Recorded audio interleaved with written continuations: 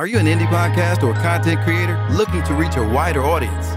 Look no further. Introducing Podcastic, the ultimate podcast network designed exclusively for indie creators like you. At Podcastic, we believe in the power of unique voices and fresh perspectives. We're here to amplify your passion and creativity, connecting you with a growing community of engaged listeners who crave original content. Podcastic is more than just a platform. It's a support system built for indie podcasters, offering a range of resources to help you succeed. From tailored promotional campaigns to professional production assistance, we're here to help you shine. Our intuitive platform makes it easy for you to be seen and heard. We do all the heavy lifting for you. You just show up and create. Plus, with our advanced analytics, you'll gain valuable insights into your audience's preferences, allowing you to refine your content and grow your fan base. Ignite your passion, expand your reach, and thrive with podcasting. Visit our website at www.podcasticlife.com to get started. Podcastic, the home for indie podcasts and content creators.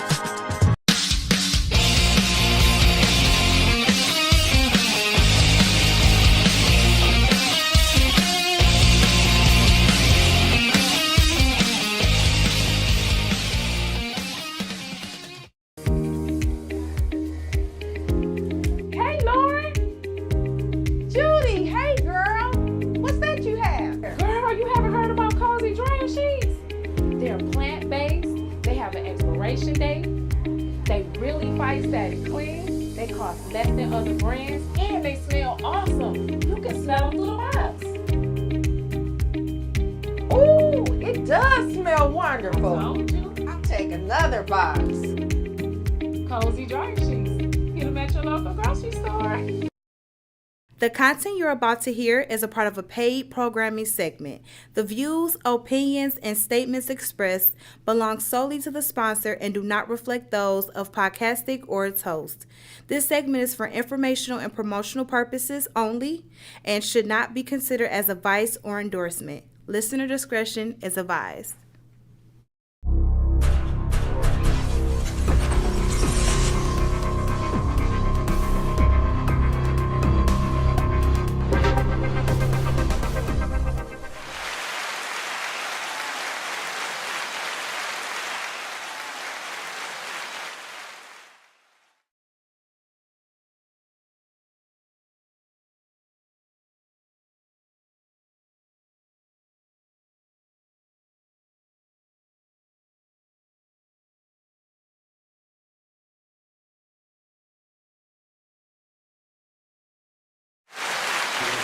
Thank you for having me. Oh no, it's our pleasure. First of all, we don't have a long time, but we want to get right to the point here. I just want to talk to you about kind of like your business and what inspired you to run for mayor for the city of Detroit. Well, there was a couple things. One, again, my name is Arnold Boyd. I'm a write-in candidate for mayor of Detroit. I have a school bus transportation company. I've been doing school bus transportation over 20 years. The last 5 years or so, I've generated $10 million in revenue. I've hired hundreds of Detroiters. I've transported millions of students. Looking at the mayoral candidates, I didn't see a candidate that resonated with me. I am tired of voting for candidates based off of name recognition or voting for candidates that are career politicians and then trying to figure out why it's not translating to basic economics for the inner city. So I wanted to give the residents of Detroit a different option, somebody who's just like them, who's came from some of the same background as most Detroiters. And so I jumped in this race because I love Detroit. I feel like Detroit is at a place, Detroit has good bones. The people, the residents make Detroit great. They make Detroit who Detroit is. Okay. So, as you've been in the city, what are like 3 key issues in the city of Detroit that you would focus on if you're elected? The first would be public safety. Public safety is a major concern. We just experienced the loss of some babies, on the east side.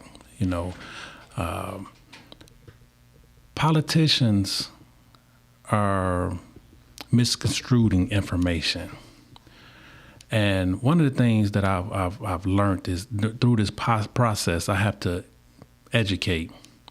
And I got a question for you. Say, for instance, 2 people get shot. One dies at the scene. The other one dies a week later in the hospital. How many homicides were they? 2? No. It was 1 homicide and 1 death due to complications from being shot. Okay. So the city is purposefully misconstrued or reconfiguring information so that it's palatable for the residents. The city is no more safer than it was 20 years ago. That's the number one thing. The second thing is we got to deal with is the homelessness. Almost 4,000 students in DPS are homeless. I'm getting calls on a daily basis of, the city is saying that they have open bids. It's not true. My family and friends, we are housing people. We're buying hotel rooms to accommodate people, and it's hard. People not looking at the bigger picture. Eric Sabree sells about 26,000 parcels a year, and I always chuckle to myself when people say we buying back the block. You got to buy a lot of properties to overcome 26,000 parcels per year. Last year, the city of Detroit pulled 7 brand new single-family home permits. So you do the math. You're losing 26,000 parcels, and you only building 7. That city, I believe, has about 60,000 vacant land parcels that we need to do something with in the form of development. The third is just infrastructure and basic city services. I've been all over the city. I watched a water board meeting the other day, and I believe they had a scientist talking. A lot of citizens, say for instance on the east side, got standing sewer in their basement. And the scientist said they tested the sewer, and it has AIDS, HIV, hepatitis C, COVID-19, and various other bacteria in the solution that's in people's basements. And what I'm seeing from the other candidates is that they're talking about superficial stuff. Nobody is talking about these problems that we need to dig into. Infrastructure is a major concern. I know that there's a lot of boasting going on about the surplus in money. There's no surplus in money when you omit line items that are definitely need to be addressed by the city of Detroit. Okay. So do you feel that when you're out in the campaign that the citizens are voicing the same concerns that's a part of your? Yes. Through this process, it's been different, right? A lot of the media outlets, the forums, the debates, they've been kind of shutting me out. And first I was a little bit upset, but I just, kind of watched what's going on. The people that's hosting the debates, they got their favorites. Even when you look at the UAW, I'm kind of upset with the UAW. I'm upset with the Free Press because they're giving endorsements. How do you give an endorsement of one person when there's 11 people, 11 applicants vying for the job?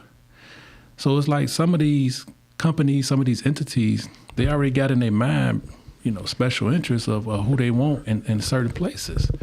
So from that perspective, it's a little disheartening. As I talk to the residents feel like there's a disconnect from them and the city government. They feel like it's a disconnect from them and even downtown. Most recently, the 2 biggest items that I've talked about with residents is like the fireworks, right? We had 2 big events. We had the fireworks and we had the Grand Prix. I don't watch the Grand Prix. I've never watched it in my life. The fireworks, growing up as a kid, I look forward to it. Mm-hmm. With that said, you know who the fireworks is for and you know who the Grand Prix is for. The fireworks I watched, a lot of residents wasn't even able to cross Jefferson. A lot of the parks were closed. The Grand Prix, everything was open, right? Even the weeks leading up to the Grand Prix, the police made us know that they didn't even want us down there. We got to get to a place where, and this is on behalf of the citizens, where what's going on in the city is for the city. The residents feel disconnected. They feel like their voices are not heard. I'm the candidate that's going to make sure that their voice is heard. You know, a lot of these candidates, they boasting about raising $1 million. You got to be accountable for that $1 million. That $1 million wasn't free. Mm-hmm. And I share a saying that my mother told me 40 years ago when it come to women. She called it trim. She said, you ain't got to pay for it, but it ain't free. And the same thing with these contributions. Mm-hmm. You know, these politicians getting these big contributions, they owe somebody. You got to answer for it. You know. With your investigation and things you've seen, do you think it's really important that you have a stable working relationship with the city council? Yes, absolutely. I think you definitely got to have a stable and working relationship with the city council. I think more importantly, you got to have a stable and working relationship with the residents of the city of Detroit. All too often, every other commercial in regards to the city of Detroit, every other social media post in regards to the city of Detroit, people are praising Mike Duggan. And I don't understand why. When the people who should get the flowers is the residents. The residents have stayed through financial hardship. They've stayed through COVID. They stayed through lack of city services. They stayed through no police. But nobody gives the residents their flowers. And again, I'm gonna be the candidate that's gonna give the residents their flowers. Okay. So do you think that to fund some of these things, especially with homelessness, affordable housing, do you feel that there's an opportunity to get grants and different things if you don't get a budget approved to Correct. do these things? Yeah, I believe there's a lot of opportunities, but there's a lot of wasteful spending. There's a lot of wasteful spending in this government. You know, I have friends that work for the water department. And the water department is, they're going out and water jetting lines that don't even need to be water jetted. That way they can account for so many feet or so many miles that they are water jetting, and the people in the higher ups, they're getting bonuses for this. But you go on the east side, it's the sewer lines is collapsing, it's cracked up. If you go in a neighborhood that got restaurants, it's grease in the lines. So I think and I know from what I'm seeing and what I'm hearing, there's a lot of wasteful spending. We need to go in with a fine-tooth comb, and we got to audit every department. Every department. We got to see where all this money is going to.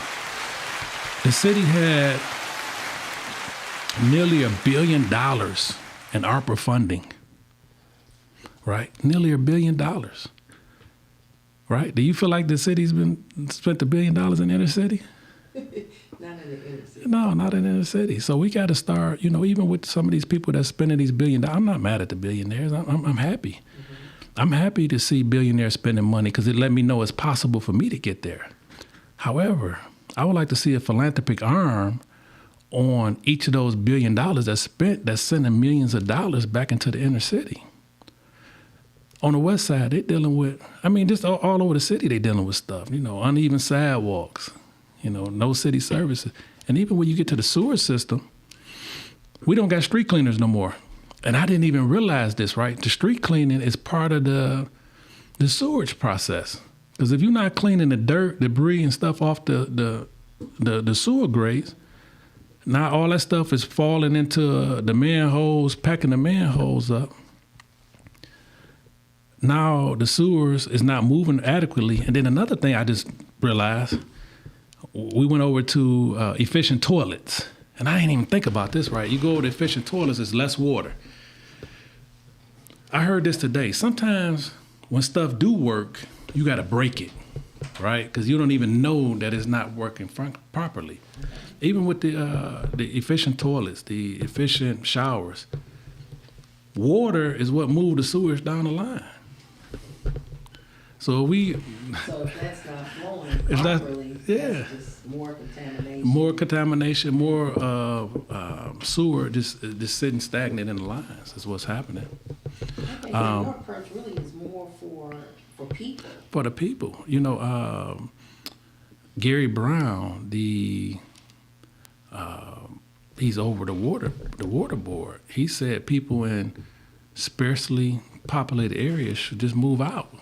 And I just thought, wow, where did this man live? That he could say, even over there on the east side where the area was ravaged by riots, there's still a lot of diehard Detroiters over there that's paid taxes and taking care of their properties for 40 plus years. When do these people ever own their property? Ron DeSantis in Florida, one of the only things I've agreed with that he said, after 30, 40 years, the house is yours. How after 30, 40 years, you could still lose your house for taxes? That's absurd. At some point, we got to get to the point where the residents actually own the homes. I guess they say it's because of the land. Yeah. You get the house, but you don't own the land. Yeah, So, yeah, that's pretty much everywhere in Michigan anyway. It's just Correct. statewide, correct. So, another thing, there's a lot, if you're able to change some of these things, what I do see with some of the citizens is that a lot of them have not gone to college. I'm talking about the younger generation. Do you think there would be an economic development plan for residents who don't have a 4-year degree? Oh, absolutely. Our plan consists is several parts. One is, I went to college for a short period of time. College wasn't for me, right? In second grade, I was diagnosed with a learning disability. I graduated high school, top 10 in my class, National Honor Society and all that, right? But my mind I got a driven mind.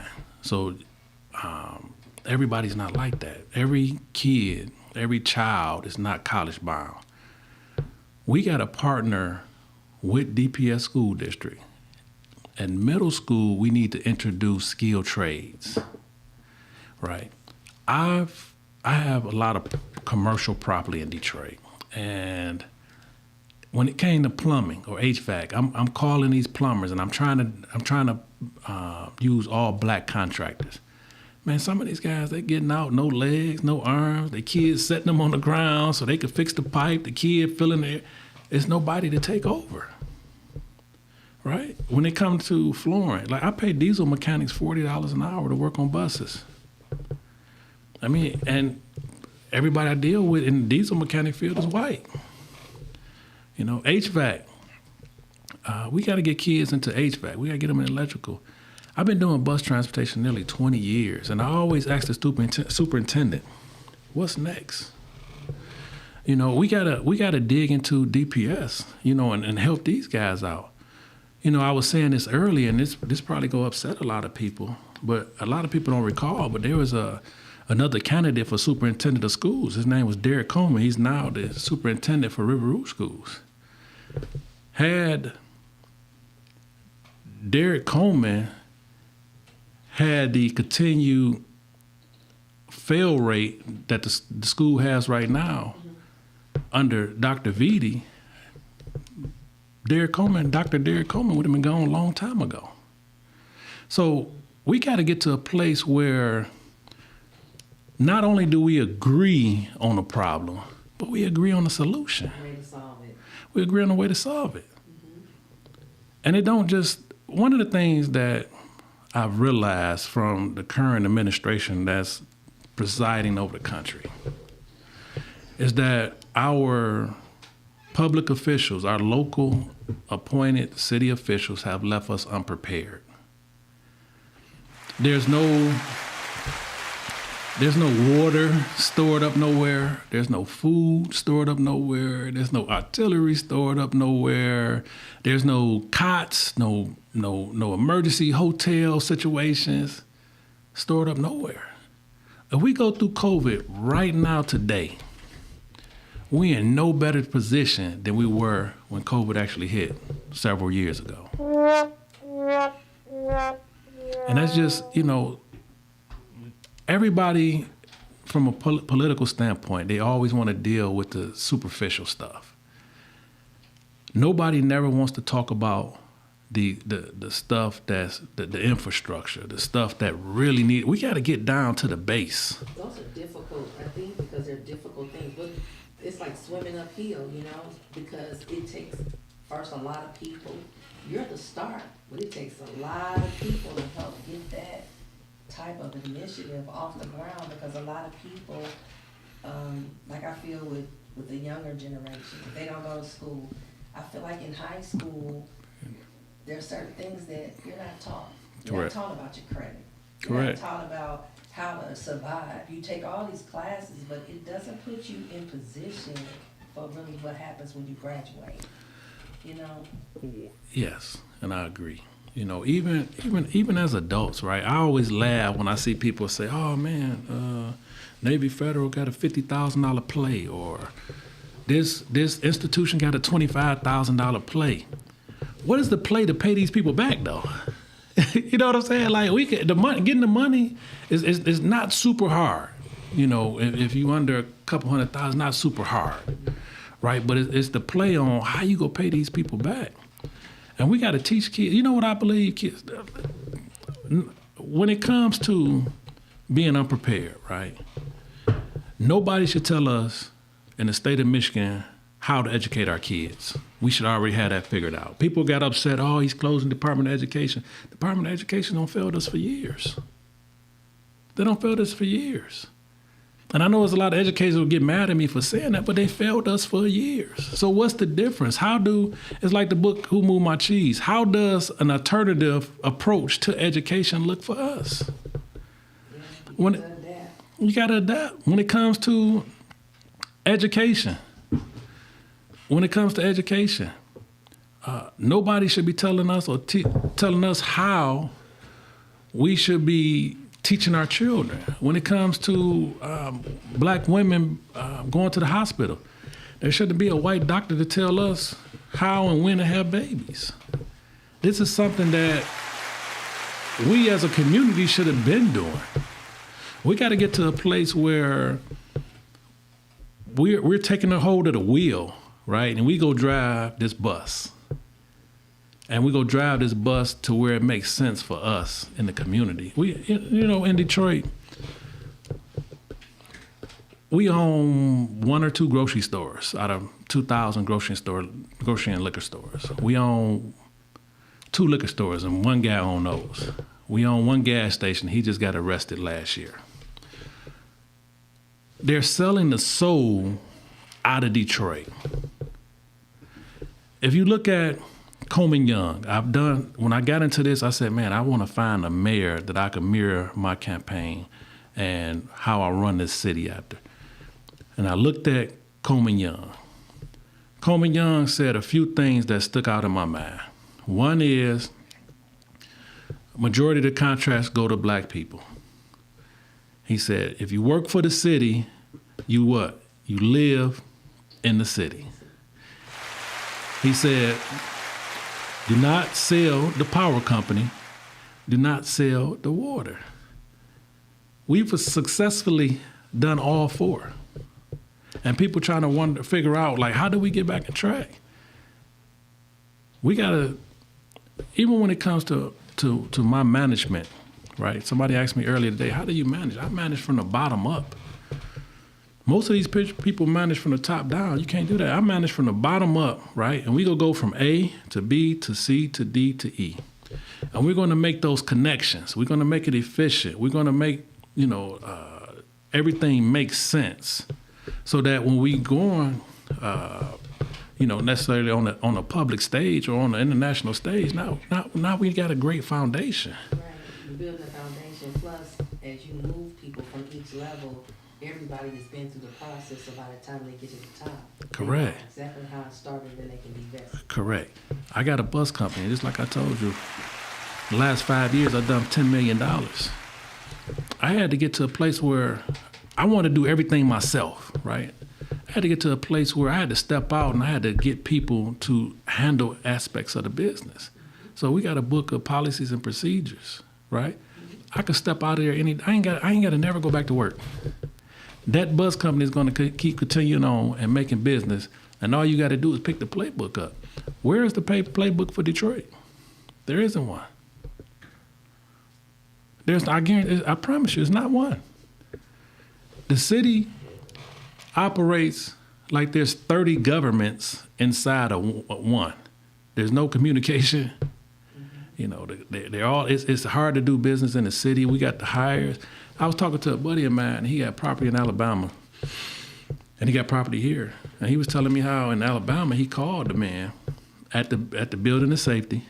They sent out a drone, took pictures, came back, and in a 5-minute, 10-minute conversation, he had his permit.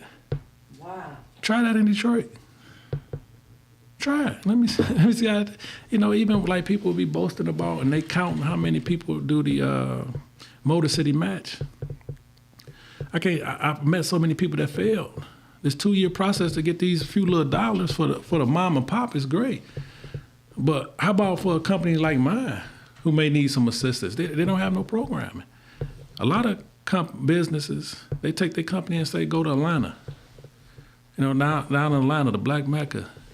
And they instantly millionaires because their companies is thriving. People are supporting. So you'll have to figure out how that you'll need like-minded people to understand the vision. Yeah. It takes a lot of people to get. If you're elected mayor, When? When you're elected mayor, Yeah. get that right. Okay. You got to write it in, put it together.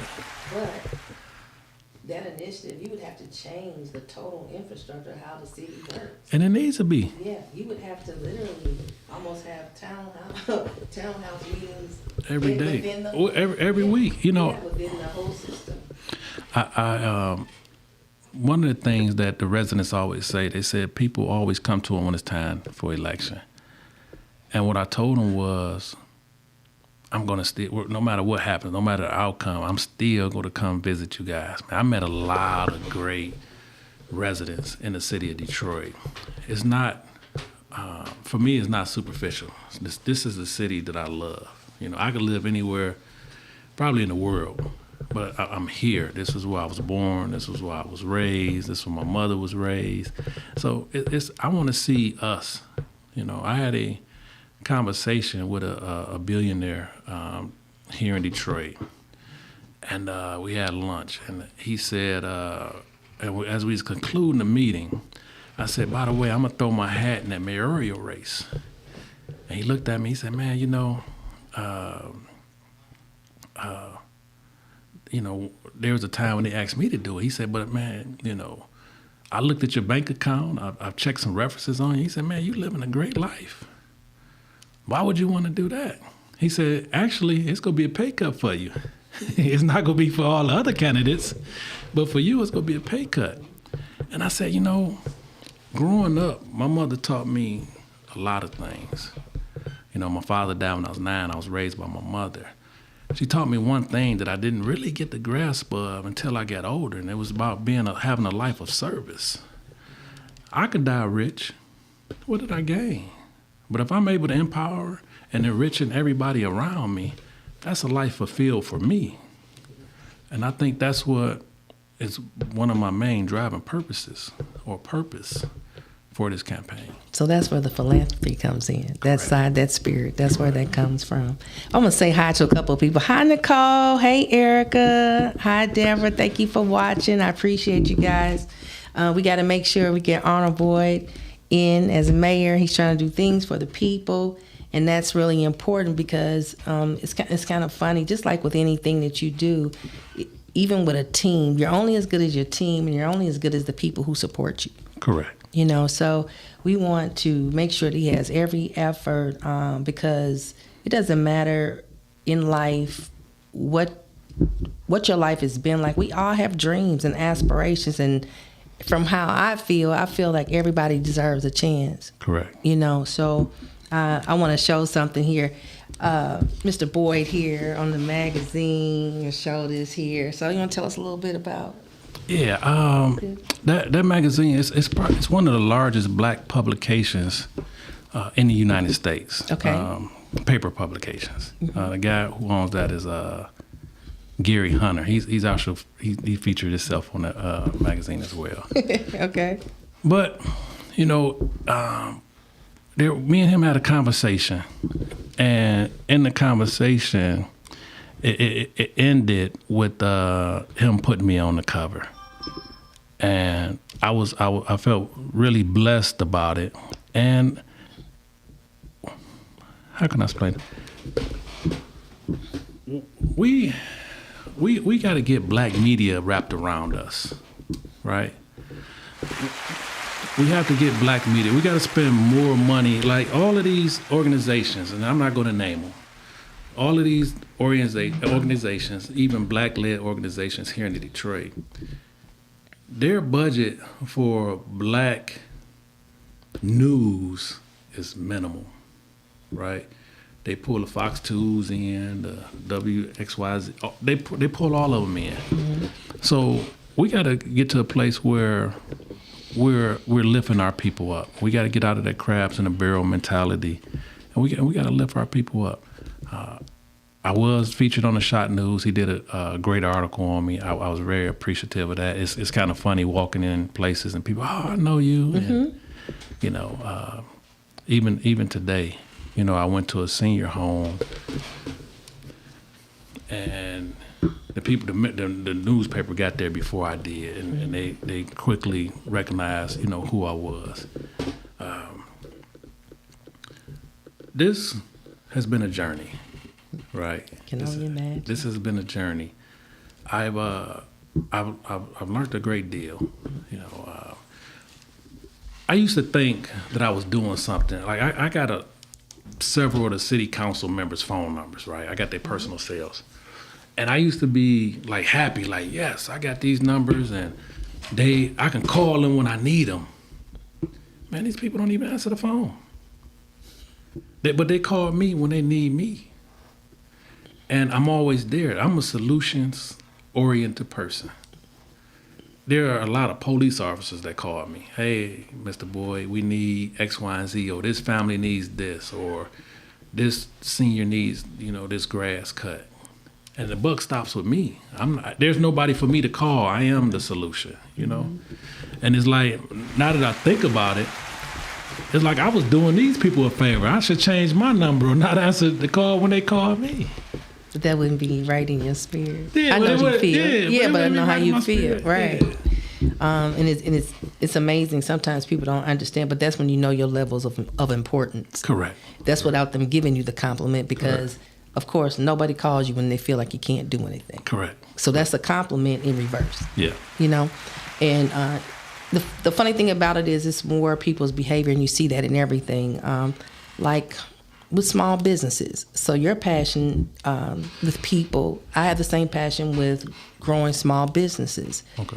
Sometimes people just don't have the resources. You have a dream and have a great idea, but where do you go? Where's the resources? You have to be positioned and packaged a certain way before you can be accepted. Okay, if you did pop-up shops, people don't feel like you're deserving, but you got to start somewhere. Now, right. Back in the day, people sold stuff out of their trunks. It wasn't a problem. Yeah. Now, all of a sudden, we got to be top-notch. You got to have it all together before you can even get a shot. Yeah, you got to have all the education that our counterparts already had growing up, and we didn't have it. My mother was she had a restaurant, mm-hmm. And I don't know if that's necessarily what put the spirit in me of entrepreneurship, but she had a restaurant.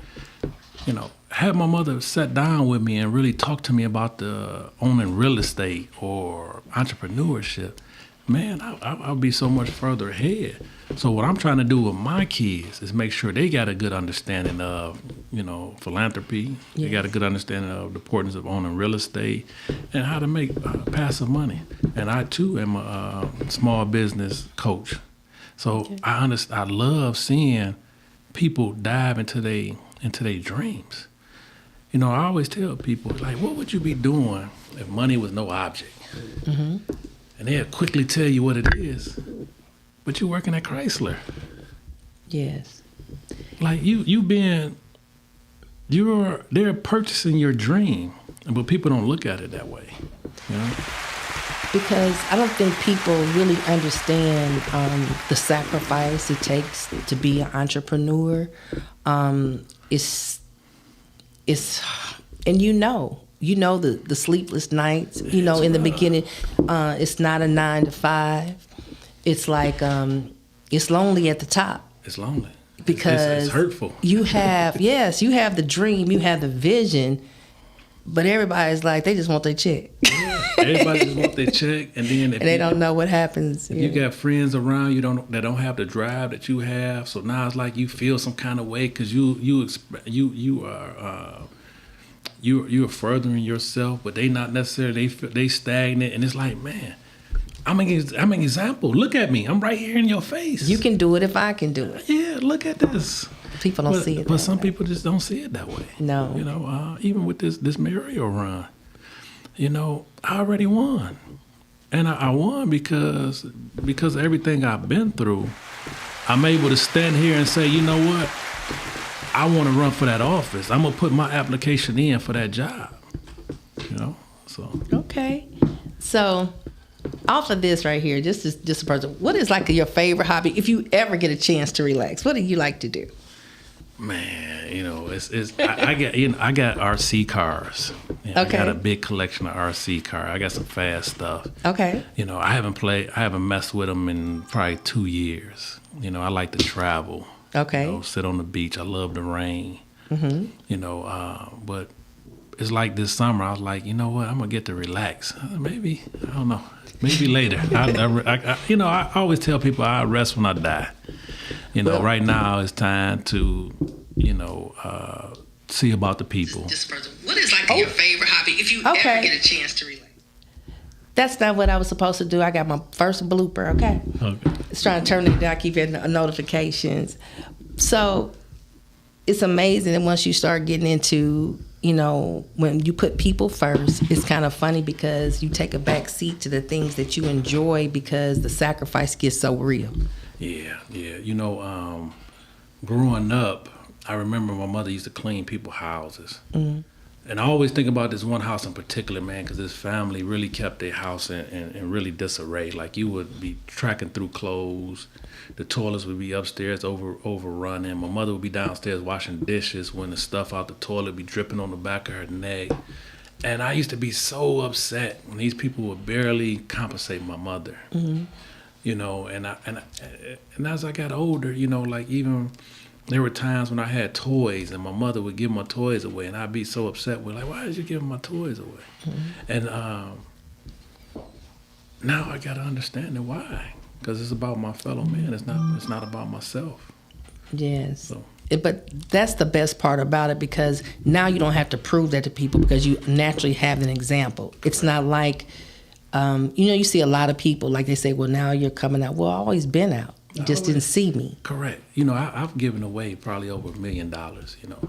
My brother, Detonio, he said, man, it wouldn't do you no good to hit the Mega Millions. He said you would give it all away. And that's how I am. You know, I want everybody to be okay. I want everybody to be good. I want everybody to be happy. I want everybody to feel like they felt when they used to get on the Swimmobile. I don't know, stuff like that. And that's good. And that's where unfortunately, that's where the hard part is, because most people now are so downtrodden that they don't even feel they deserve that. Correct. You know, so that's where the vision, but at least I feel like there's a candidate out here now that is concerned about people leveling up. Yes. You know, so. We are the largest black city in the United States, right? Wow, I didn't know. And a lot of people don't realize that, right? We are a powerhouse. That's why they got redistricting going on. That's why all these different political moves is going on. Detroit means business. Detroiters just got to understand their power, right? Mm-hmm. We spend a lot. Like, I was thinking, a young lady told me about how Walmart donated 40,000 pounds of water to Southwest Detroit. I was excited. But how many millions of dollars you think they donated to Trump's parade? We're fighting our own money. But if we had the money here in the community and it was circulating 2, 3, 4, maybe a week, we'd be so much further ahead. And that's what we got to do. We got to fight. We got to start voting for people that's for the people. Right. Look at this, like I said, this candidates out there bragging about having $1 million. You didn't get the $1 million from the inner city. Well, yeah, I'm really excited because you can just tell in your spirit. And, when you come from a background, people don't understand when you come through a struggle, you can relate and actually connect with people because you know what it's like. Correct. I met with a lady today, and I call them all young ladies. This lady, I think she told me she was 78, 80 years old today. Mm-hmm. And I brought them water. And I said, did you get your absentee ballot? She said, I sure did. She said, I filled everything out but the mayor. I said, oh, okay. She said, God told me to wait. So we was talking, and she was like, you're not even supposed to be here. And I knew what she was getting at, but I said, what do you mean? She said, you were supposed to have been dead a long time ago. Mm. And I said, you know what? I understood. She said, you've been through some things in your life. And so I got to telling her about how my mom and our house was firebombed and we were homeless living in a car. And this is after she said that. Mm-hmm. How my mother's boyfriend kidnapped us and my mother threw me out a second-story window so I can go save us. And she said, I said, God has gave me visions as a kid and told me that I would lead a lot of people. She said, I have visions too. That's why I know you're going to be okay and keep going. Absolutely. Speaking of that, I feel like God gives his toughest soldiers the missions. You know what I'm saying? Like you can't live a successful life without a story. Correct. And I feel like with the things that you just said, it's like, how can you lead a mass of people without thick skin? And you ain't been through nothing. Can't do it. A lot of, You can't relate to the masses, I guess what I'm saying. You can't. Because everything is superficial, right? Everything is like, when it comes to politicians, everything is fake. It's a lie. It's how do we blur the line? It's the gray area. It's no black and white. So how do you set yourself apart? Just by your own experiences? Well, like, because people look at politicians like that, then they're going to say, well, you're just another politician. Yeah, a lady said that to me a couple of days ago. I said, no, I'm not another politician. Mm-hmm. I said, you can FOIA my financials as it relates to this campaign, and you'll see 99.9% of the money that is in my campaign, I've donated it. I'm here talking to the community. They tell me they need water. I'm dropping all water. It's a lot of stuff that you're not even seeing on camera that I do. On the school, we got schools that we go to on the weekend that provide 6 to 9 meals. And these are all things that I've done because, growing up, people thought I was a real student. Like I was always on time. I'm always late. I was on time to school because I was hungry. Mm-hmm. So I know when I got to school, at least I got breakfast and lunch. Eat, right. Yeah. In the summertime, Meals on Wheels, I was there. I didn't care what nobody think. I was there, Meals on Wheels. So I know what the city needs. Even when it comes to our returning citizens, we gotta do more for our returning citizens. They're coming home, no jobs. They're coming home with nothing, and we all know that prison is not a rehabilitation situation. It's just a place to house people. Right. We got to dig into our senior citizens. There's senior citizens dying, being froze to death. Right? Got the means to pay, but can't get up and go pay. Nobody's checking on them. That's why we go have a senior department to check on our seniors and make sure our seniors okay. Oh, that's wonderful. And now that right there is a lot, because between children and seniors have paved the way, but after you get a certain age, it's almost like you're forgotten if somebody doesn't support you. So those initiatives right there between the babies and the seniors, yeah, that's a whole nother. And there's so many inefficiencies in the government, right? You could be downtown and a D-Dot bus will go around a queue line. What sense do it make for the D-Dot bus and the queue line to be running the same route? Wow. And that's just one instance. But there's a lot of instances of where the government needs some cleaning up. Now, what would you do with DDOT? How would you improve their services? We got to run those buses more. We got to pay those drivers more. We got to pay those mechanics more. Okay. Right, first and foremost. I own a transportation company. Right, my top pay for my school bus drivers is $30 an hour. Okay. You know, my top pay for monitors is about $18 an hour. Right.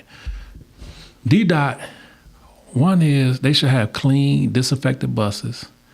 They really should have a cage around the drivers, right? For their safety. For their safety. You know, there's a building downtown named after Jason Hargrove, right? Jason Hargrove was a bus driver for DDOT who died due to COVID, right? Okay. And I share this story to some people, right? Jason Hargrove started in the transportation industry with me. He was a bus monitor. He was a bus monitor. His daughter was a bus monitor, and his wife was a bus monitor. I trained Jason Hargrove to drive a bus. I went to Lansing to get Jason Hargrove a physical card from the state police because he was diabetic. And to have, it's like it come full circle. You know, he lost his life with transportation. Now he got the building named after him. You know, so it's just crazy to see his name. And I gave him his start driving the bus, you know. But it was meaningful because when I train people to drive buses, that's a skill it's like riding a bike. That's something you could take in every Wherever state, you wanna go. every country. You know, you can take driving a bus. You can go to Florida and drive Mears. I think Mears got like 2,000 buses. You know, you can go to any other country that got a bus and you can jump on a bus and drive. I was on a interview earlier today and a guy asked me about housing and I was kind of sticking in my head. And the reason I was sticking in my head is because before we talk about housing, we got to talk about money. If you can't afford the house, what sense does it make to have a house there for you that you can't pay for? That you can't even live in. That you can't even live in. Like I told you, I'm okay from a money standpoint, but it's expensive to live and do business in the city of Detroit. We got to do some things. We got to make some cuts. We got to shake some stuff up to put the citizens of Detroit in a better place. And for them to have a voice of someone's listening and actually putting it into action. Correct. And I'm that voice. You're that voice. I'm that voice.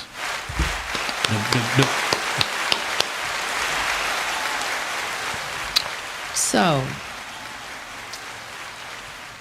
what advice would you give to a citizen right now in Detroit of, one, to make sure that they know how to write you in so that we can move forward and get you elected, you know, if that's your dream. So give them information on what you need them to do, the citizens in Detroit. Yes. Again, my name is Arnold Boyd. I'm a write-in candidate for the city of Detroit mayor. When you get your absentee ballot or when you go vote, there's going to be a box underneath all the other candidates that's running for mayor. You have to write my name in, ARNOLDBOYD, and shade the circle in. And that's how you vote for me. For more information, you can go to arnoldboyd.com or you can follow me on social media at The Arnold Boyd. Okay. All right. Well, I appreciate you giving me an opportunity to talk with you and for you to share so much. And God bless you and your initiatives. Thank you, sis. But thank you so much. I'm so honored for you to come to be here today. I'm honored to be here. I'm honored. Thank you. Thank you, everybody. Remember, write him in, Arnold Boyd. It's another episode of Detroit City Deal. See you next week.